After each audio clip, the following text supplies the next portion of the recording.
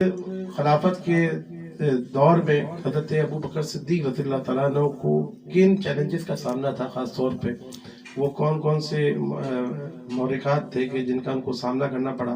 क्योंकि जब हम अक़ीदा तहफ़्फ़ुज़ ख़त्म नबूवत के हवाले से बात करते हैं तो सबसे पहला नाम जो आता है वो हज़रत सैयदना सिद्दीक़ अकबर का आता है। तो वो क्या पूरा सिनेरियो था?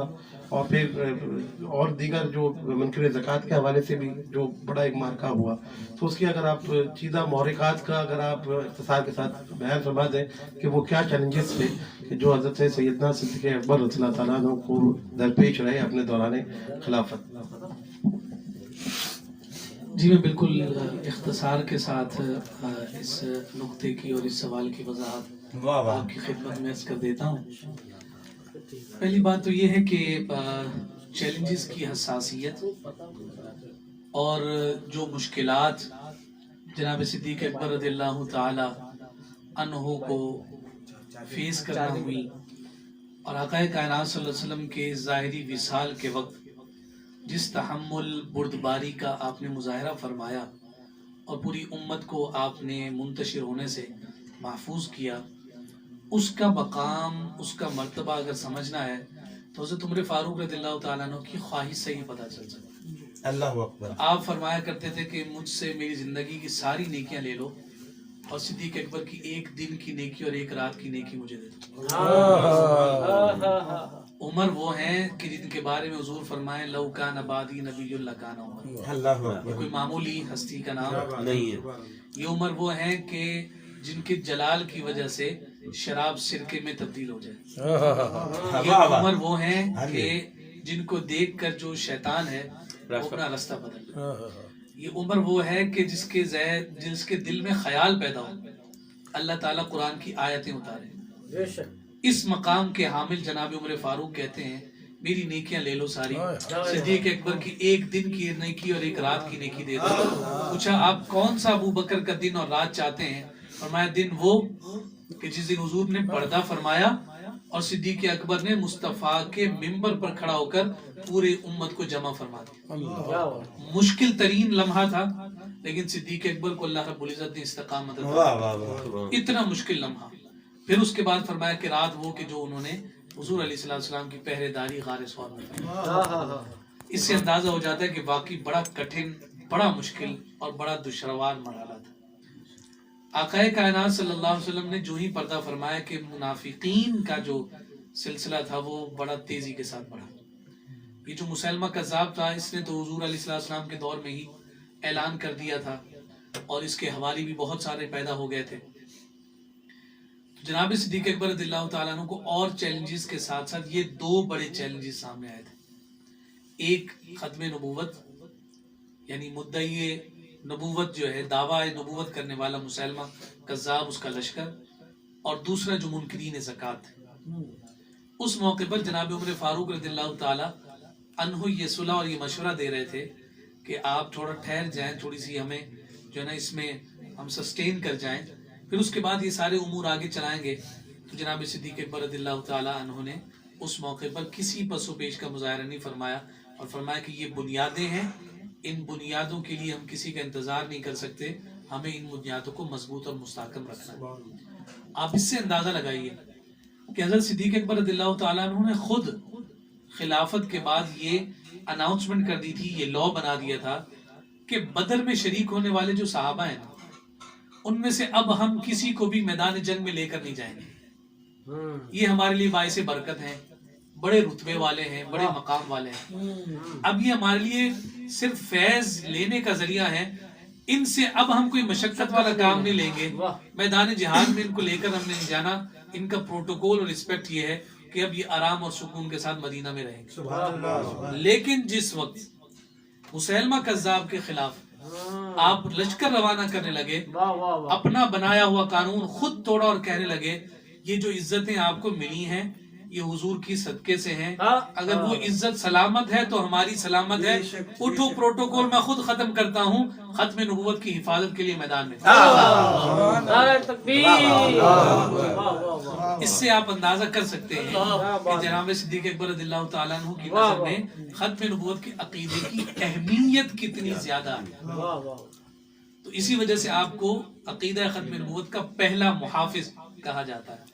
اور قربان جائیں کہ کیا حسن اتفاق ہے کہ صدیقی خون میں ختم نبوت کی حفاظت کا جذبہ ہمیشہ رہا,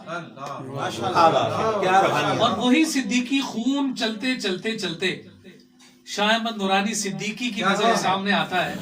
تو آپ دیکھیے کہ اس ختم نبوت کی حفاظت اگر پارلیمنٹ میں کھڑے ہو کر کوئی کر رہا ہے تو صدیق اکبر کا شہزادہ شاہ احمد نورانی ہی کر. سبحان اللہ.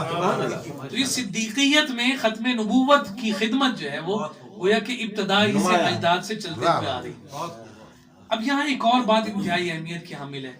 بدر ہوا, حنین ہوا, احد ہوا, تبوک ہوا, دیگر غزوات ہوئے, 13 سال مکہ المکرمہ کی مشقتیں, آقا کائنات صلی اللہ علیہ وسلم کے اعلان نبوت کے بعد سے ظاہری وصال تک کے یہ جو 23 سال ہیں, اس میں جتنے مارکے ہوئے, جتنے بھی سرایا ہوئے, جتنی بھی مشقتیں اور شہادتیں ہوئی, ان تمام شہادتوں کی جو تعداد ہے وہ 259 259.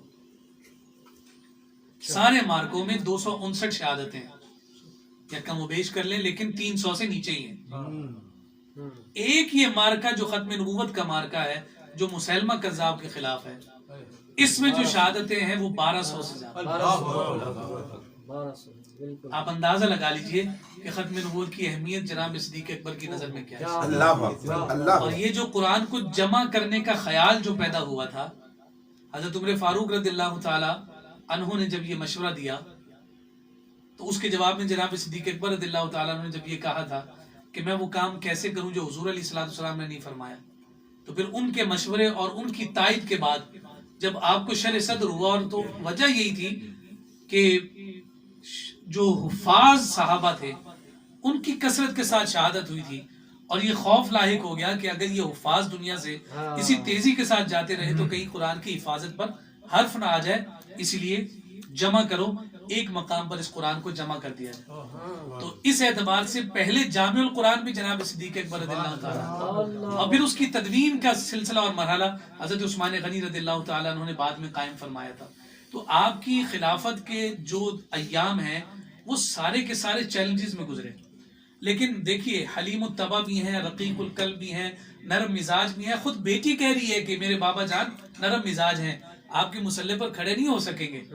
لیکن دیکھیے کہ اللہ رب العزت جب کسی کو کسی کام کے لیے چنتا ہے تو پھر اس کے لیے ساری صلاحیتیں بھی رب ذوالجلال خود ہی پیدا فرماتا ہے. ایک طرف نرم دلی کا عالم, اور دوسری طرف دیکھیے کہ پوری اسلامی ریاست کو, مدینہ کی ریاست کو ایک طرف آپ سمجھیں کہ آپ نے خطرے میں جھونک دیا ہے کہ اتنے بڑے مارکے کے لیے روانہ کر دیا, اور ان کو بھی روانہ کر دیا کہ جن کے لیے خود کہا تھا کہ یہ نہیں جائیں گے. تو آپ نے ختم نبوت, اسی وجہ سے ہمارے علماء کہتے ہیں کہ ہر چیز کی پیورٹیز رکھی جائے, ترجیحات رکھی جائے. پہلی پیورٹی کس کی ہے, دوسری کس کی ہے, تیسری کس کی ہے. مسلمان کے لیے کچھ عوامل ایسے بھی ہونے چاہیے کہ جہاں پر نو کمپرومائز کا بورڈ ہو. اچھی بات ہے, ورنہ پلپلا پن کے علاوہ کچھ میسر نہیں آتا. کچھ بیریئرز ایسے ہیں کہ نو کمپرومائز, یہ ہماری ریڈ لائن ہے, اس کو کراس کرنا ہی نہیں دیں گے, کر لو تم نے جو کچھ کرنا ہے. اسی وجہ سے امام اعظم ابو حنیفہ رضی اللہ تعالیٰ عنہ نے اس بات کو ذکر فرمایا تھا. آپ فرماتے ہیں کہ اگر کوئی ختم نبوت کا دعویٰ کرنے والے سے اس کی نبوت پر دلیل مانگے گا, دلیل مانگنے والا بھی کافر ہو جائے. جی کیوں؟ اس لیے کہ اس کے دلیل مانگنے پر اس کے ذہن میں خیال ہے کہ شاید کوئی آ سکتا ہے. یہ گمان کا پیدا کرنا ہی کفر ہے, اور یہ عام شخص کے لیے. علماء کے لیے اس کی استثناء اور رعایت ہے کہ ایک عالم کہ جس کو شرح صدر ہے اور دلائل میں وہ پختہ اور قوی ہے, وہ جب کسی ایسے جھوٹے سے دعوے پر دلیل مانگے گا تو وہ جانتا ہے کہ اس دلیل کو رد کیسے کرنا ہے. تو اس عالم کو اجازت دی کہ وہ دعوے پر دلیل جب مانگے گا وہ دلیل دے گا, جب یہ رد کرے گا تو سامنے والا منہ کی کھائے گا. لیکن عام شخص کو اس کی اجازت نہیں ہے. یہ گویا کہ اسی طرح سے ہے کہ کوئی شخص آپ کے دروازے پر آئے اور آپ کے دروازے کو دستک دے اور دروازہ آپ کھولیں تو آپ پوچھیں جی کون, تو جواب میں کہے کہ میں آپ کا باپ لگتا ہوں. دوسرے لفظوں میں وہ کیا کہنا چاہ رہا ہے؟ آپ سب آپ جانتے ہیں کہ وہ کیا کہنا چاہ رہا ہے. تو کیا کبھی ایسا ممکن ہے کہ آپ کہیں کہ آئیے تشریف لائیے ڈرائنگ روم میں بیٹھیں ٹھنڈا پیئیں گے گرم پیئیں گے ذرا دلیل دیجئے کہ آپ میرے باپ لگتے ہیں؟ ایسی بات کبھی ہو سکتی نہیں ہو سکتی. تو پھر حضور علیہ الصلوۃ والسلام کی ختم نبوت پر اگر کوئی بات کرے تو کیسے کوئی مسلمان دلیل مانگ سکتا ہے؟ اگر کوئی ایسا جھوٹا سامنے آئے، میرے رسول نے جب اسے کذاب کہا ہے تو ہر مسلمان کے لیے ضروری ہے اگر کسی سے نفرت سب سے شدید کرنی ہے تو حضور علیہ السلام کے ختم نبوت کے منکر کے ساتھ نفرت. اور یہ پیغام جناب صدیق اکبر رضی اللہ تعالیٰ عنہ نے اتنے شہداء اس ختم نبوت پر وار کر بتایا، نو کمپرومائز، حضور کے ختم نبوت پر حرف نہیں آنے دیں.